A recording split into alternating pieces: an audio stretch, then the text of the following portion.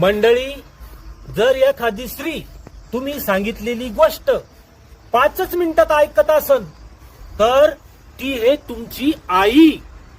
आणि जर एखादी स्त्री तुम्ही सांगितलेली गोष्ट समजा 15 मिनिटांना ऐकत असन तर ती तुमची बहीण आहे.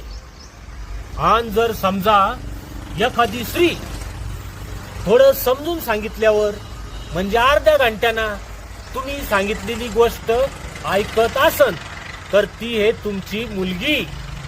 आणि जर एखादी स्त्री तुम्ही नेहमी सांगून बी तुमची गोष्ट ऐकत नसन तर कदाचित ती स्त्री बहिरी असन. असं नेहमी बायकोला मध्ये आणायची काय गरज आहे? हा ना, नोकरी करणाऱ्यानी बायकोला बदनाम करते, मग बहिरी असन ती स्त्री.